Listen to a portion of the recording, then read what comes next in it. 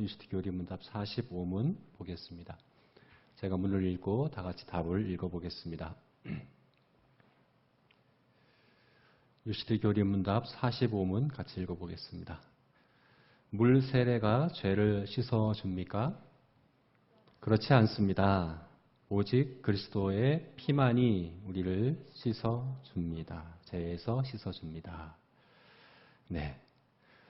예수님이 십자가에 달려 죽으실 때에 예수님과 함께 십자가에 달린 사람들이 있었죠. 몇 명이었을까요? 네. 2사람이 있었습니다. 네.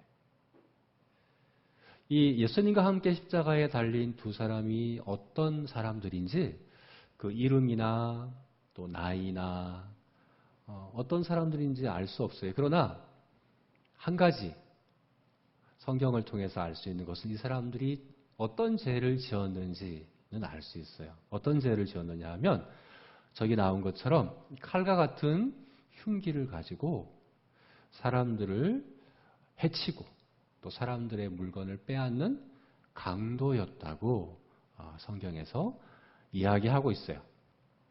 이 강도 2사람이 예수님과 함께 십자가에 못 박혔어요. 그런데 그 중에 한 사람은 십자가에 달려서 예수님과 함께 죽어가면서 예수님께 이렇게 이야기를 했어요. 당신이 정말 그리스도야? 정말 그리스도라면 나와 당신을 구원해봐. 정말 그리스도라면 한번 구원해봐. 이렇게 예수님을 조롱하고 욕했었어요. 그런데 또 다른 편에 있던 강도는 예수님께 이렇게 얘기했어요. 아니, 예수님께 이야기하기 전에 바로 다른 강도에게 이렇게 얘기했어요. 너는 너의 죄 때문에 지금 벌을 받으면서도 하나님을 두려워하지 않냐? 너는 하나님을 두려워할 줄도 모르냐? 우리는 우리 죄로 이렇게 형벌을 받는 것이지만 이분은 죄가 없으신 분이시다. 이렇게 이야기하면서 예수님께 이야기를 했어요. 예수여, 오늘 당신의 나라에 임하실 때 나를 기억해 주옵소서. 당신의 나라에 임하실 때 나를 기억해 주옵소서. 이렇게 예수님께 이야기했어요.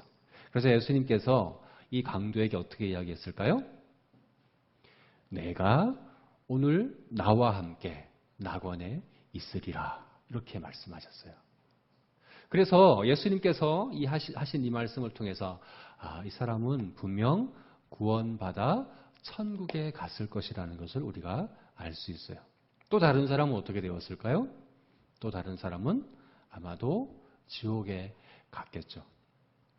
똑같은 죄를 지었고, 그죠? 똑같이 십자가에 달렸고, 똑같이 예수님과 함께 있었는데, 한 사람은 구원받아서 천국에 가고, 또 다른 한 사람은 지옥에 갔어요.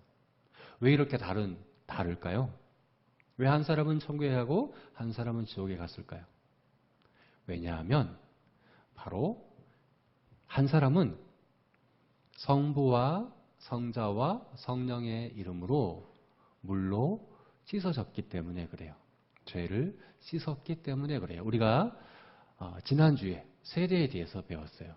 세례란 바로 성부 하나님께서 택하시고 성자 예수님의 십자가에서 우리를 위하여 죽으시고 부활하신 것을 믿음으로 성령께서 바로 그렇게 믿게 해주셔서 예수님과 접붙임, 예수님과 하나가 되어서 새로운 생명과 새로운 능력을 받아, 그죠? 그렇게 죄를 씻는 것, 이것을 상징으로 나타내는 것이 바로 세례라고 했어요.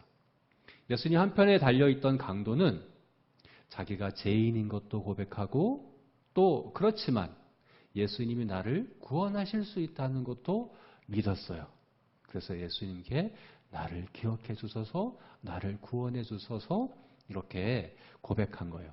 이것은 바로 예수님과 믿음으로 하나가 된 것을 이야기해요. 그렇지만 다른 한편에 있던 강도는 바로 그런 믿음이 없었던 거죠. 자, 그러면 한 사람은 구원받고 한 사람은 이렇게 구원받지 못했는데 이 구원받은 이 사람은 세례를 받았나요? 안 받았나요? 세례를 받았을까요? 안 받았을까요? 세례 받을 만한 시간이 없었죠. 그죠?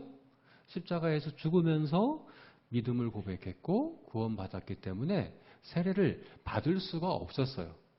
그런데도 불구하고 구원을 받은 거예요. 세례를 받지 않아도 구원을 받을 수 있는 거죠. 그죠? 그래서 오늘 우리 45문 우리 다시 한번 읽어봅시다. 오늘 45문에서 뭐라고 이야기합니까? 다시 한번 읽어봅시다. 물 세례가 죄를 씻어줍니까? 그렇지 않습니다. 오직 그리스도의 피만이 우리를 죄에서 씻어줍니다. 네. 우리가 세례 받는 것 자체가 우리를 구원해 주진 않아요. 세례를 받는다고 우리 죄가 씻어지는 것 아니에요.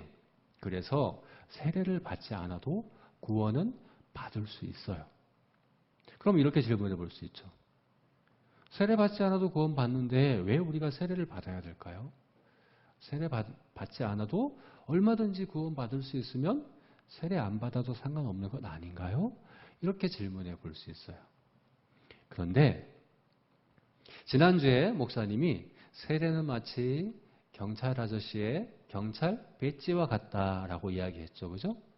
만약 경찰 아저씨가 경찰 배지가 없으면 어떨까요? 경찰 배지가 없는 경찰 아저씨는 어떨까요? 물론 경찰 아저씨들 중에서는 형사는 경찰 배지를 달고 다니진 않죠. 그죠? 그냥 일반 사람들하고 똑같이 입고 다녀요. 그런데 그런 형사들도 주머니에 경찰 배지를 갖고 있어요. 그래서 꼭 필요할 때는 경찰 배지를 탁 보여주는 거예요. 근데 만약에 그런 배지조차 없다면 어떨까요? 그런 사람이라도, 그런 경찰이라도 여전히 경찰이긴 하겠죠. 그렇지만 얼마나 힘들까요? 그죠? 경찰답게, 경찰 아저씨답게 일하기가 얼마나 힘들까요? 마찬가지로 우리가 세례가 없어도 구원은 받을 수 있지만 세례가 없다면 정말로 힘들 거예요. 정말로 어려울 거예요. 구원 받은 사람답게 살아가기가 정말로 어려울 거예요. 구원은 마치 경찰 아저씨의 배지처럼 세례는 우리가 더 구원받은 사람답게 살아갈 수 있도록 우리를 세례를 통해서 구원의 의미를 생각나게 하고 또 구원받은 자답게 살아갈 수 있게 해주는 바로 그런 상징인 거예요. 그래서 우리 모든 제자교회 친구들은 세례를 귀하게 여겼으면 좋겠습니다. 내가 받는 세례가 아니라고 해도 다른 어른들이 받는 세례를 보는 것도, 그리고 내가 중학생이 되어서 세례 받는 그것도 정말 귀하게 여기고 믿음으로 잘 준비해서 참여하는 우리 모든 제자교회 어린이 친구들이 되었으면 좋겠습니다.